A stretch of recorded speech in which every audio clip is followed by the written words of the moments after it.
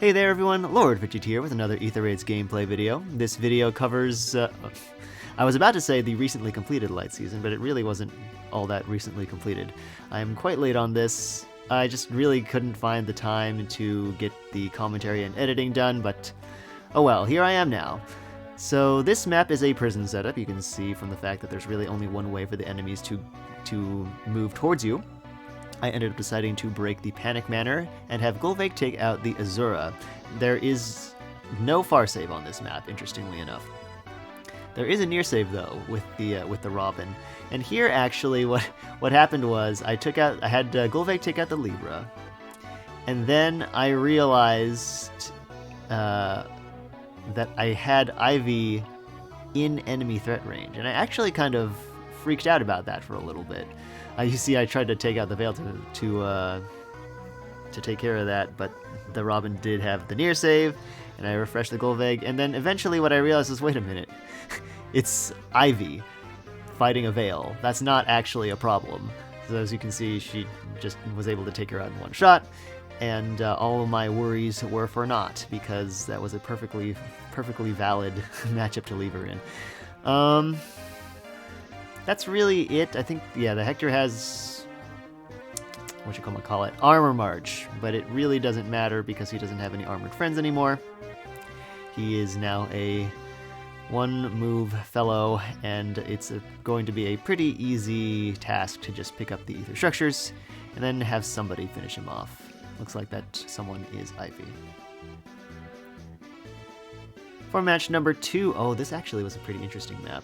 So I played Warp Central here again, and what I ended up doing was I warped Ivy to the space below the armor school, and I was able to have Gullveig take down the Shamir, and then use her extra action from Golden Winding to take out the note that eliminates the Pathfinder, one big source of threat on this map, and then one refresh and reposition later, I am fully outside of enemy threat range, and the safety fence locks the enemy team down.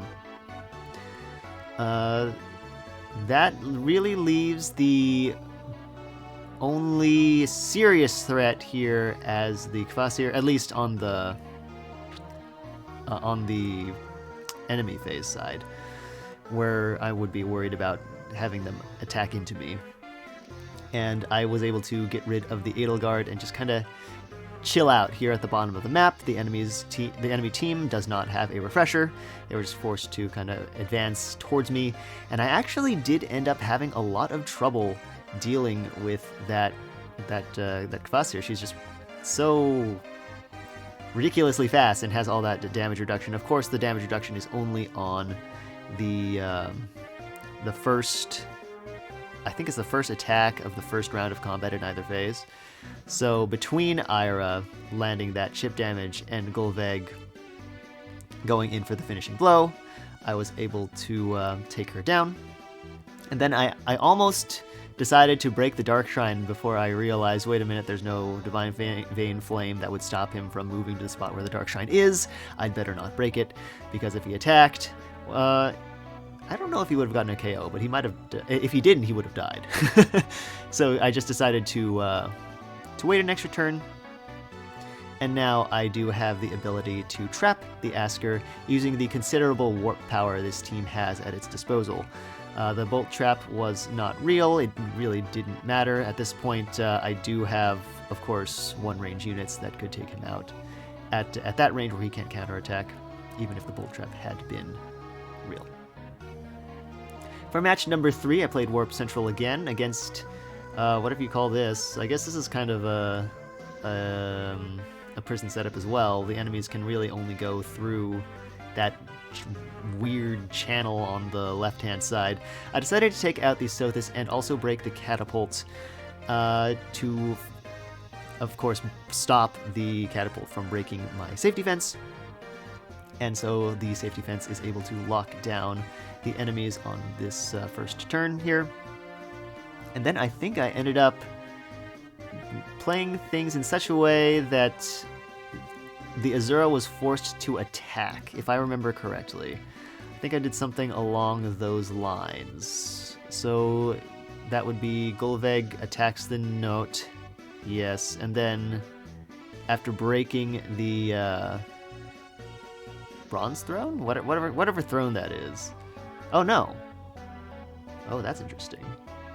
I thought I would give her a refresh, but it was... Okay, she didn't need the refresh because she had Kanto. Wow, I do not remember this match at all. Oh, okay, I remember this, though. This part, I had to take a little bit of thinking time to try and figure out the best way to do this, because what I really wanted to do was trap the Leaf. Because he's just conveniently over in that corner. I just wasn't quite sure how to do that. Eventually what I realized is I can have Gullveig warp to the space to his right to take down the Yoon. And after that, I can smite Peony with Dagger. That gets her in range to be eligible for Soaring Guidance, the Soaring Guidance warp from Ivy, and that allows Peony to finish the trap there. And then I think, oh, okay, interesting.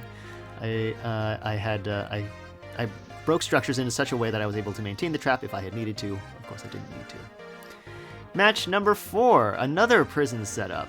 I guess maybe these aren't the worst prison setups I've ever seen, to be perfectly honest with you. The worst ones are the ones where there's really no way at all for the enemies to get out, and any threat range that they have is just completely wasted. So these aren't quite as bad. It's just still kind of unfortunate.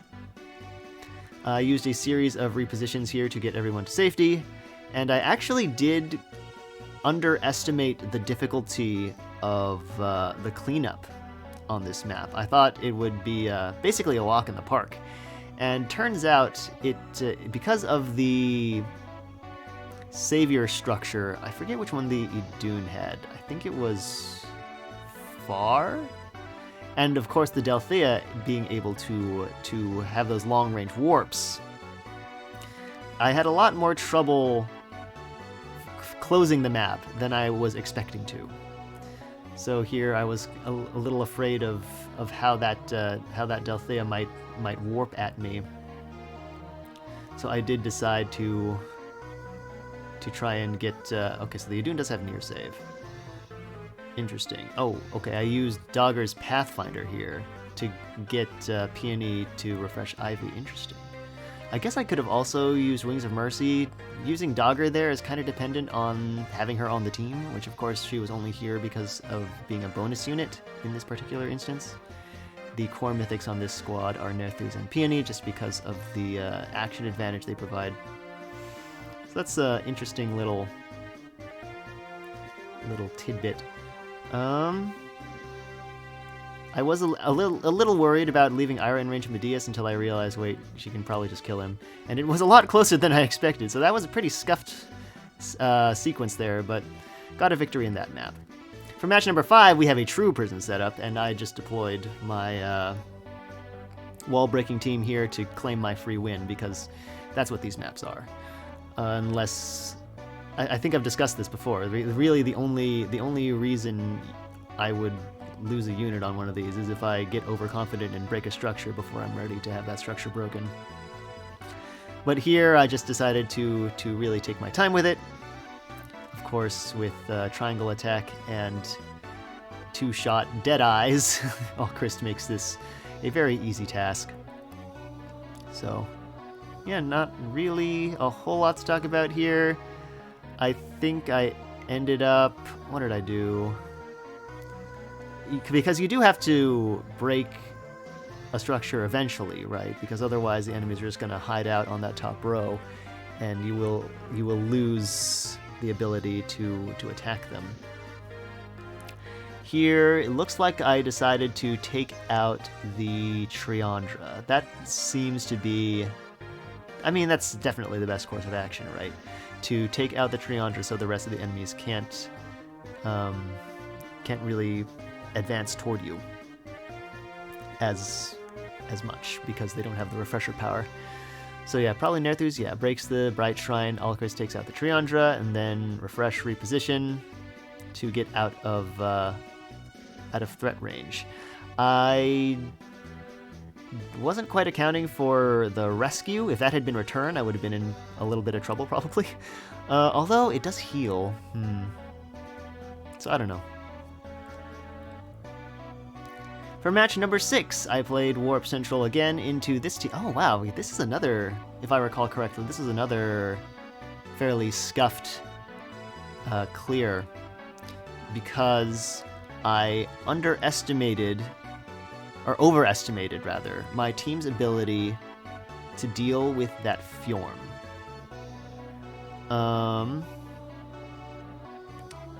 Yeah. Here I thought maybe I could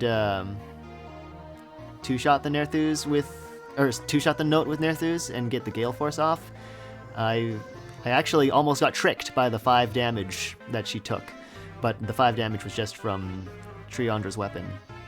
And fortunately, I realized that in time. Here, yeah, because what I thought was going to happen was I would be able to take out the Fjorm's allies so that she didn't have the finish online. But there's really no way to do that.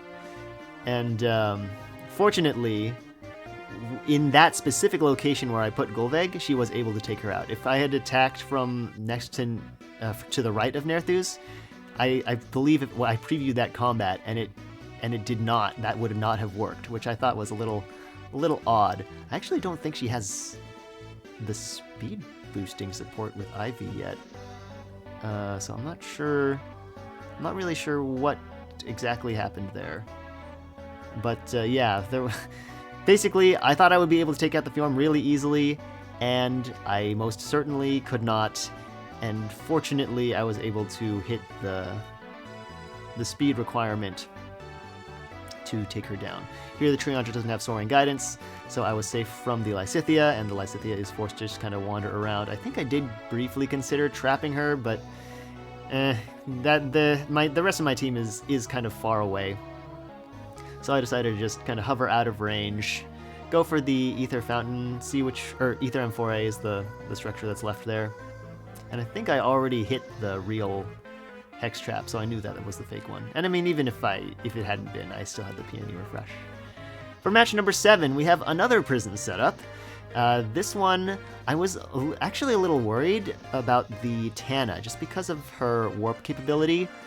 So I decided to try and take her out.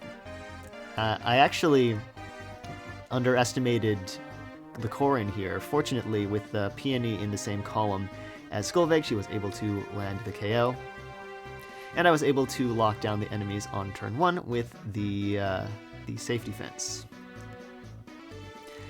Here, again, I'm still pretty worried about the Tana, just the ability to warp to 2 spaces within any ally. If I break that squirrel-looking structure there, she can actually warp to that space through whatever her name is. What is her name? Cornelia?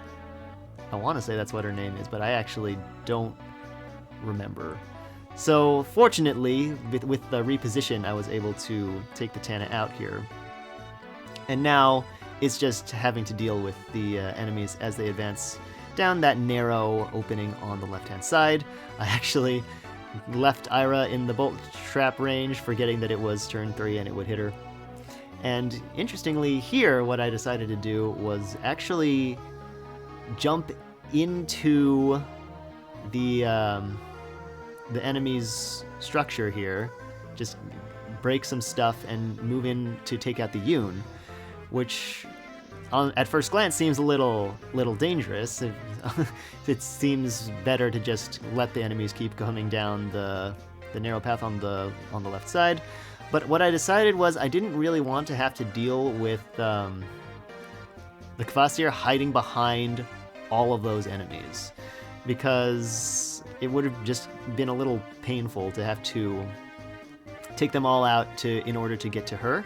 So this way, I think, was a little better, where she was just readily exposed and I didn't have to jump through a whole lot of hoops to take her down. Of course, with the power of Wings of Mercy, I'm able to get Peony over to the Ira. And then Ira is in prime position to grab the Aether Fountain. Although it looks like I had Gullveig do it in this instance, and I think maybe... Oh wow, looks like I even had Ira take this. I'm pretty sure Nerthus can do it, but oh well. For the 8th and final match, I've deployed the Caeda team. This team is still around, I just haven't had the occasion to deploy it much recently.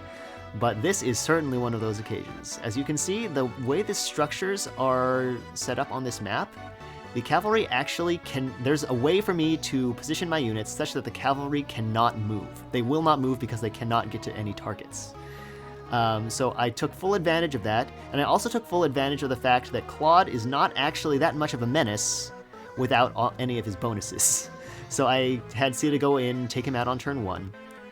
And importantly here, I was able to have her take out both Azura and Soniki. That's thanks to the damage reduction effects from Claude's Deep Star. Otherwise, Caeda would have one-shot him, and I would not have been able to charge up Gale Force enough to take out both of those cavalry. And it's super important to take out both of those cavalry because it turns off the Duo's Hindrance structure. And that's what allowed me to use Caeda Sea Blossom Pairs, Harmonized Skill, and get Caeda the action she needed to move out to safety. Because, of course, from the position right below the mountain, the cavalry would have been able to see her, and they would have moved, and Triandra would have refreshed them, and she would have gotten attacked by Ginunga Gap, and I don't think that ends particularly well. I didn't really calc the matchup, because I knew it wasn't going to happen. But, yeah, it's not really something I wanted to be a possibility, so I just was able to hide away, wait for the Triandra to advance to the point where I could take her out, and at that point, I was very comfortable with letting the cavalry approach. And here, I forgot that Idun actually has neutralizes effective against armor, but in this case, it actually does not matter, thankfully, because Caeda Sea Blossom Pair is able to just take her out anyway. And that is it. I hope you all enjoyed this episode of Aether Raid's gameplay, despite the fact that it was so late. I do plan to put out a video for Astra Season next week, hopefully not quite so late, but we'll see how it goes. I very much enjoyed being able to deploy the Caeda team this past light season. That was very nice. Hasn't happened in quite a while. Really, I think what happened is the meta just kind of shifted, as it does. For a while there, it was Pathfinder Turbo, and of course, Caeda can one round a lot of note builds and activate Gale Force while getting into Wings of Mercy range, which just opens up so many possibilities, and that's just not really how maps are nowadays anymore, so a bit unfortunate, but so it goes. We'll have to see what the future holds as far as being able to deploy that team. At any rate, that's all I have for now, so as always, thank you so much for watching, and I will catch you next time.